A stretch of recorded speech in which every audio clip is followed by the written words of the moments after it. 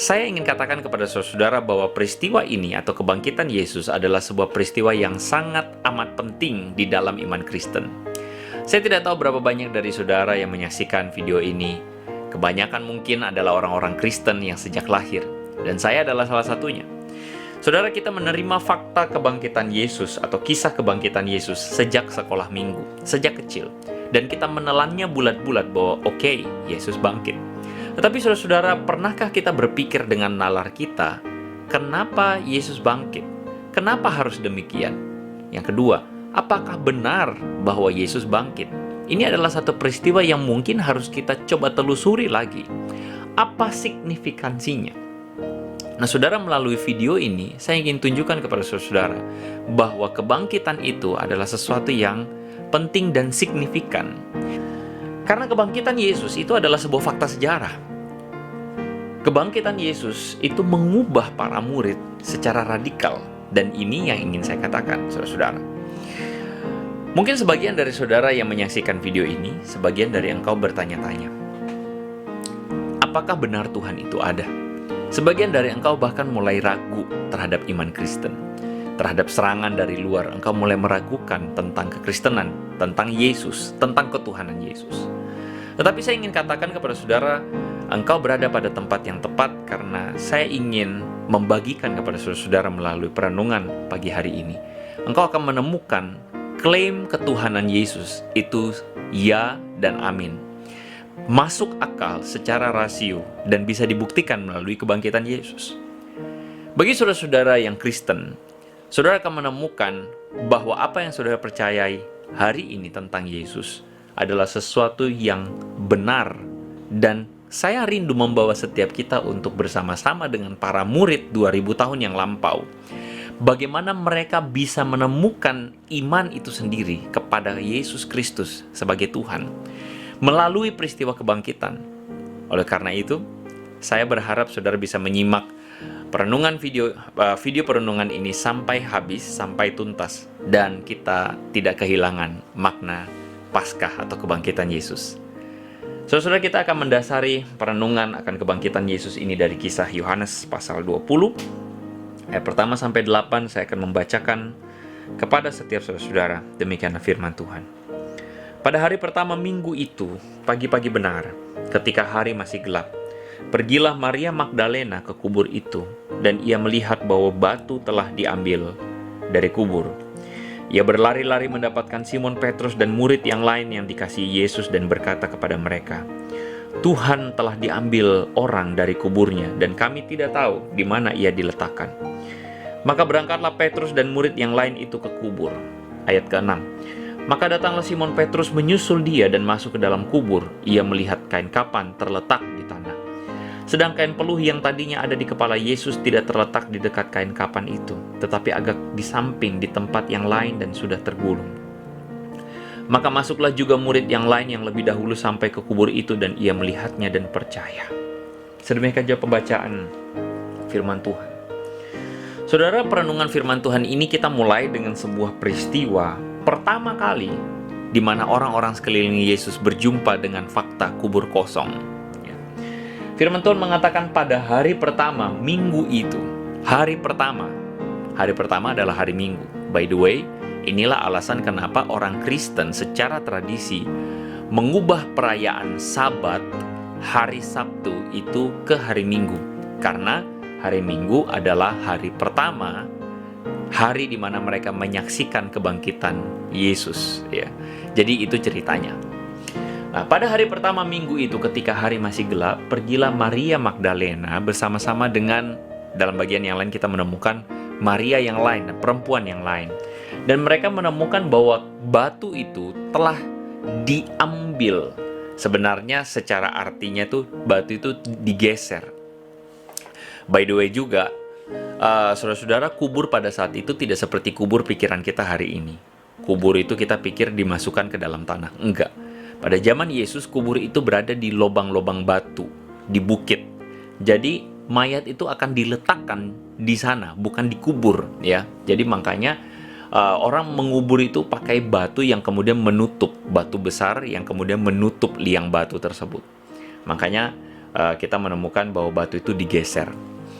Lalu kemudian Maria Magdalena berlari-lari mendapatkan murid yang lain dan berkata, Tuhan telah diambil orang dan kuburnya, dan kami tidak tahu di mana dia diletakkan. Ini menarik sekali, saudara-saudara. Kenapa? Karena Maria dan para murid itu menyangka bahwa mayat Yesus itu sudah diambil orang. Kesan pertama mereka bukanlah Yesus bangkit, saudara. Ini menarik. Kesan pertama mereka adalah mayat Yesus itu diambil orang.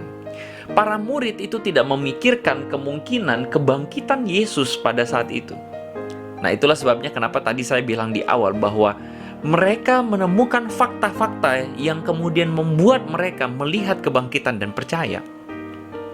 Saudara ingat bahwa para pemimpin Yahudi pada saat itu paranoia. Di video sebelumnya saya sudah bahas, saya singgung.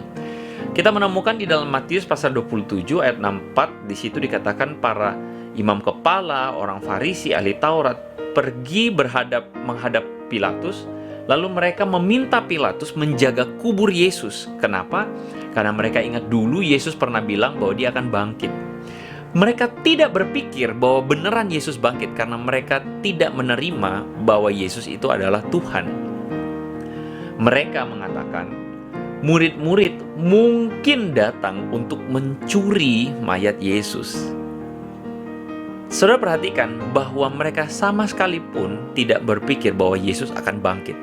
Karena dalam pikiran mereka itu adalah satu hal yang tidak mungkin terjadi. Tidak pernah terpikir. Sama halnya juga dengan para murid. Tetapi kebangkitan yang bukannya opsi murid-murid pada saat itu dalam pikiran mereka adalah kebangkitan yang kemudian ditelaah atau diteliti oleh para murid. Di ayat ke-6 di situ dikatakan Simon Petrus menyusul masuk, lalu dikatakan ia melihat kain kafan itu ada di tanah. Saudara perhatikan kata melihat ini. Kalau saudara baca di dalam bahasa aslinya, kata melihat itu bukan ditulis dengan menggunakan istilah blepo.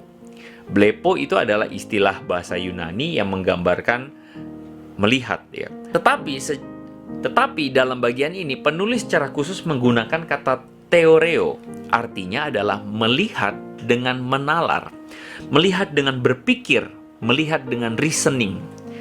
Apa yang Petrus pikirkan? Ketika saya membaca bagian ini, saya berpikir mungkin Petrus berpikir tentang kain yang terletak di tanah tersebut. Saudara, dengan akal sehat, kalau misalnya mayat Yesus itu dicuri, kenapa pencuri-pencuri mayat tersebut harus melepaskan kain kafan tersebut? Sekali lagi, ada dua kejanggalan di dalam peristiwa ini. Pertama, kalau saya jadi pencurinya, maka saya pasti akan mengambil mayat Yesus tanpa harus melepas kain kafannya. Karena nanti mayatnya akan busuk, akan berbau. Yang kedua, kenapa saya harus repot-repot lepasin kainnya, melipat penutup wajahnya? Itu akan membuang waktu. Seorang pencuri harus segera melaksanakan aksinya dengan cepat, tidak perlu membuang-buang waktu. Sehingga ketika Petrus melihat fakta ini, pikirannya menalar. Saudara, saya ingin mengatakan kepada setiap kita bahwa penting sekali kita menalar di dalam iman. Karena para murid menalar peristiwa tersebut sehingga mereka bisa mendefinisikan apa yang terjadi dalam peristiwa tersebut. Saudara, jika iman kita tidak berdasar kepada reason, kepada akal budi, maka menurut saya itu berbahaya. Kadang kita diperhadapkan dengan situasi di mana menjadi orang Kristen percaya saja. Saya tidak percaya akan statement seperti itu. Karena menurut saya harus menalar apa yang saya imani. Sederhananya, saya harus tahu dulu apa yang saya percaya. Saya tidak mungkin percaya sesuatu yang saya tidak tahu. Saya percaya kepada Tuhan dan saya harus menalar bahwa Tuhan yang benarlah yang saya percayai. Kalau iman kita tidak berakar pada nalar yang kuat, maka iman tersebut adalah iman yang tidak akan mampu melewati masa-masa sulit. Di dalam kehidupan ada masa naik dan turun. Dan kita menemukan ada banyak orang yang berpindah agama dengan begitu mudahnya hanya karena perkara masalah sesuap nasi, atau perkara uang, atau perkara jabatan, bahkan perkara wanita atau pasangan hidup. Saudara-saudara, iman itu tidak boleh asal percaya. Iman itu harus dinalar dengan baik. Dan dari kisah peristiwa ini, saya ingin mengatakan bahwa mari kita mencoba menalar apa yang terjadi pada saat itu. Saudara-saudara, saya hadapkan kepada saudara seorang bernama Aulus Celsus. Dia ini adalah seorang filsuf abad kedua, bangsa Romawi, dan dia ini adalah seorang yang terkenal sekali suka mengkritik atau menyerang iman Kristen. Bagaimana mungkin laki-laki yang rasional itu bisa percaya akan kesaksian dari seorang perempuan yang histeris? Dia merujuk kepada peristiwa kebangkitan ini, Maria Magdalena. Kita tahu betul sama-sama bahwa Maria Magdalena adalah seorang saksi kunci, seorang saksi pertama yang Yesus bilang untuk pergi memberitahukan kebangkitannya. Dan di dalam masa-masa seperti itu atau zaman seperti itu, wanita itu dianggap lebih rendah dari laki-laki, dan kesaksian perempuan itu dianggap tidak sah sama sekali. Tetapi justru di zaman itu, bagi zaman sekarang, kita memandangnya berbeda. Orang-orang yang skeptik atau para sejarawan, mereka melihat hal ini justru membuktikan keotentisitasan dari peristiwa ini. Misalnya saja Marcus Borg. Dia ini adalah seorang yang paling sering mengkritik kekristenan, dan dia adalah seorang founder dari Historical Jesus. Dia mengatakan bahwa catatan peristiwa yang memalukan adalah peristiwa yang otentik, karena tidak dipenuhi motif rekayasa untuk menciptakan tokoh yang sempurna. Jadi sederhananya begini, saudara-saudara. Jika murid-murid itu mengarang kisah Yesus, maka mereka seharusnya mengarang kisah yang lebih sempurna tentang kematian Yesus yang lebih keren dan kebangkitan Yesus yang lebih keren. Termasuk salah satu di dalamnya adalah tentang siapa saja yang terlibat di dalam kisah atau sekeliling kematian dan kebangkitan Yesus tersebut. Kenapa perempuan justru? Maria Magdalena yang adalah saksi kunci kebangkitan Yesus itu adalah kisah yang memalukan. Kenapa? Karena dalam budaya pada saat itu, kesaksian perempuan itu lemah atau tidak dapat dipercaya. Tetapi penulis Injil semua sepakat bahwa Maria lah yang menjadi tokoh pertama. Itu menunjukkan bahwa tidak ada satupun yang mereka tutup-tutupi tentang peristiwa kebangkitan Yesus. Dan itu adalah otentik. Di dalam bagian yang lain, Paulus mengatakan dengan jelas, 1 Korintus pasal 15, sebab yang sangat penting telah kusampaikan, yaitu apa yang telah kuterima sendiri. Kalau saudara baca bagian ini, sebenarnya ini adalah bagian atau semacam credo atau semacam statement dari para murid. Jadi gereja mula-mula orang percaya itu statementnya seperti ini. Apa statementnya? Yesus mati karena dosa kita, sesuai dengan kitab suci. Yang kedua, Yesus itu dikuburkan, Yesus dibangkitkan pada hari yang ketiga, sesuai kitab suci. Jadi credo mereka atau apa yang mereka percayai sederhana. Yesus mati, Yesus dikuburkan, Yesus dibangkitkan, dan semuanya itu sesuai dengan kitab suci. Bahkan Paulus kemudian mencatat bahwa kebangkitan Yesus itu telah disaksikan oleh siapa? Disaksikan oleh Kefas, oleh ke-12 murid, lalu kemudian disaksikan oleh apa? 500 saudara sekaligus, dan bahkan Paulus menuliskan kebanyakan dari mereka masih hidup sampai sekarang. Bukan cuma itu, dikatakan dia menampakkan diri kepada Yakobus. Yakobus itu adalah adik dari Yesus yang tidak percaya kepada Yesus. Lalu kemudian kepada semua rasul, dan Paulus menutupnya dengan mengatakan, dan akhir dari semuanya, dia menampakkan diri juga kepadaku. Apa yang menjadi tulisan Paulus ini melengkapi kesaksian dari para murid tentang kebangkitan Yesus. Bahwa ada saksi-saksinya tersebar luas. Tersebar luas dimanapun, dan sebagian mereka masih hidup, kata Paulus. Bahkan kalau kita perhatikan, apa yang terjadi dengan para murid gereja, orang-orang Kristen di gereja, masa gereja mula-mula, adalah sesuatu yang tidak masuk akal. Jika Yesus adalah seorang tokoh Mesias bodong, seorang yang tidak bangkit, pertanyaannya adalah, mengapa para murid harus repot-repot mengarang cerita kebangkitan Yesus demi supaya mereka setor nyawa. Kalau kita perhatikan, tidak ada motif atau keuntungan sama sekali dalam diri para murid untuk mengarang kisah Yesus. Yang ada, mereka dikejar, mereka ditolak oleh orang Yahudi, mereka dimusuhi, bahkan mereka itu banyak mengalami kerugian, bahkan mereka dianiaya. Jikalau memang kisah kesaksian Yesus kebangkitannya adalah palsu, kenapa para murid mengarang kisah supaya mereka menderita? Ini kan sesuatu yang tidak masuk akal. Kecuali kita mengarang atau kita berpikir, alternatifnya adalah mereka diculik alien lalu kemudian dicuci otak. Tapi kan itu adalah sesuatu yang mengada-ada. Kebangkitan Yesus, kisahnya itu otentik. Ini sah dan ini mengubah dunia. Ingat, pertama, para murid tidak punya motif untuk merekayasa kebangkitan Yesus. Yang kedua, kisah seputar kematian dan kebangkitan Yesus terisi dengan kisah yang tidak sempurna, sehingga tidak mungkin direkayasa.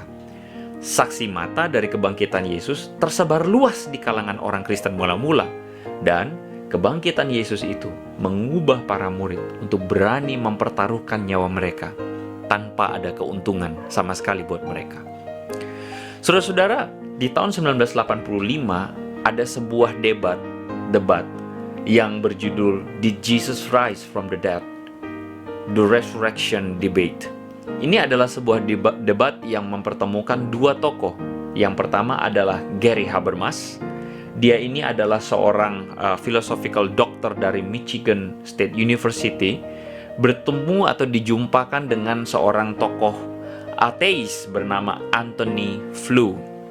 Mereka berdua berdebat, dan apa yang terjadi, saudara-saudara? Gary Habermas dulu adalah seorang yang juga meragukan iman Kristen. Dia menghabiskan studi doktoralnya dengan mempelajari tentang catatan-catatan sejarah tentang kematian dan kebangkitan Yesus. Ada 3.000 artikel dalam 3 bahasa, Inggris, Jerman, dan Perancis, yang dia baca dan dia sarikan, lalu kemudian di situ dia mengambil sebuah kesimpulan bahwa tidak mungkin fakta kematian Yesus itu direkayasa. Yang kedua, tidak mungkin kebangkitan Yesus itu direkayasa. Dan bagaimana para murid itu diubahkan, orang Kristen mula-mula itu diubahkan, itu menunjukkan kesimpulan yang paling tidak bisa dibantah, yaitu Yesus betul-betul dibangkitkan. Debat ini kemudian berlangsung, dan tahukah saudara, Anthony Flew tadinya adalah seorang ateis, seorang filsuf ateis. Tetapi kemudian sejak debat ini, apa yang terjadi dengan dia? Anthony Flew mulai mempercayai akan adanya mujizat, bahwa kebangkitan Yesus itu tidak dapat dibantah oleh akal sehat, dan kebangkitan Yesus itu benar terjadi adanya. Terus saudara, di bagian sebelumnya saya pernah mengatakan bahwa kebangkitan Yesus itu sebenarnya mendatangkan paranoia yang besar bagi para pemuka agama Yahudi. Kenapa demikian? Karena di situ dikatakan bahwa mereka melakukan segala upaya untuk memastikan bahwa kubur Yesus itu tidak boleh dicuri. Karena mereka berpikir Yesus pasti tidak akan bangkit. Tetapi apa yang terjadi? Apa yang menjadi motif mereka? Motif mereka sesederhana ini. Jika benar bahwa Yesus itu nanti orang percaya bahwa Yesus bangkit, maka penyesatan di situ dikatakan, penyesatan yang terakhir akan lebih buruk. Apa maksudnya? Bahwa dampak yang ditimbulkan dari kebangkitan Yesus itu akan lebih buruk buat mereka. Karena kebangkitan Yesus membuktikan apa yang menjadi perkataan Yesus semasa hidup. Yesus mengatakan bahwa Dia dan Bapa adalah satu. Yesus menyamakan diri dengan Tuhan. Yesus menyatakan keilahiannya. Kalau Yesus mati tidak bangkit, berarti Allah di sorga tidak berkenan kepada Yesus, maka Yesus tidak akan bangkit.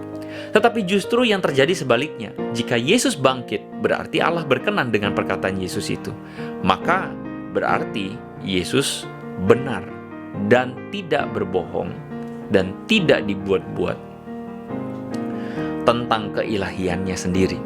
Oleh karena itu, saudara-saudara, kita melihat bahwa kebangkitan Yesus itu membuktikan klaim ketuhanan Yesus itu sendiri.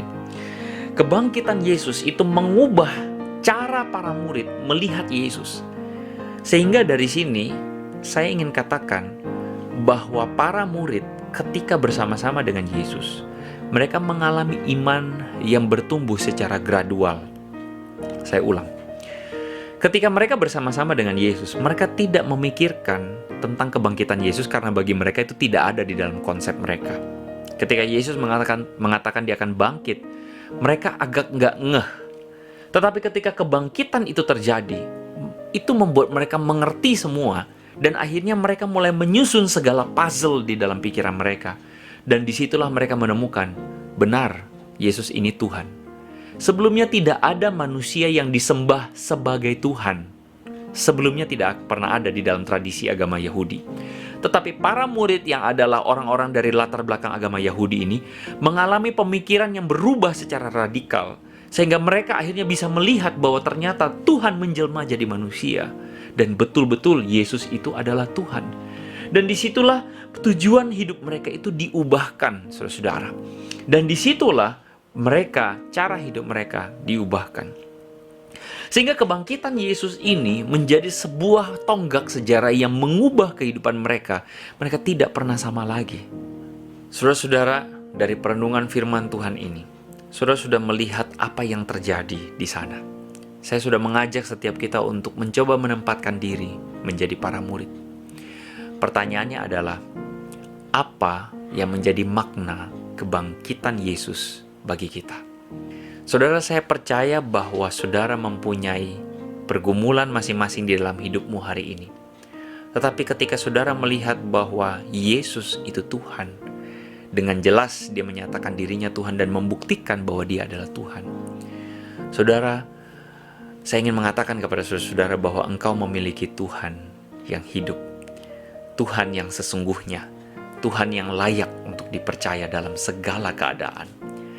Akal budi kita, seperti perintah Tuhan, kasihi Tuhan dengan akal budimu. Artinya kita mengenal dia dengan akal budi. Kita belajar mengasihi dia, belajar mengenal dia. Dan disitulah kita menemukan bahwa dalam segala keadaan, Tuhan itu layak untuk dipercaya. Saudara, adakah engkau berhadapan dengan keraguan-raguan hari ini?